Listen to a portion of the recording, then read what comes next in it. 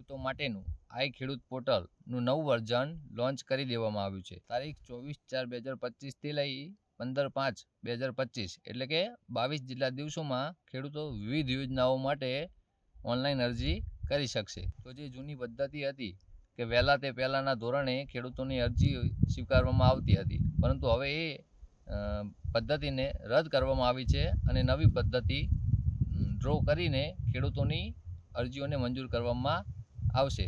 ખેડૂતોએ એક બીજી વાત ધ્યાનમાં રાખવી કે અરજી કરતાં પહેલાં નોંધણી કરવી ફરજિયાત છે. ત્યારબાદ જ લાભ મેળવવા માટે ખેડૂતો ઓનલાઈન અરજી કરી શકશે. આઈ ખેડૂત પોર્ટલ યોજના અંતર્ગત ખેડૂતો વિવિધ યોજનાઓનો લાભ લઈ શકશે. તો દરેક ખેડૂત મિત્રોએ આ માહિતી ધ્યાને લેવી અને આવી જ અવનવી માહિતી જાણવા માટે આજે જ જોડાઈ જાઓ ખેડૂત પોથી સાથે.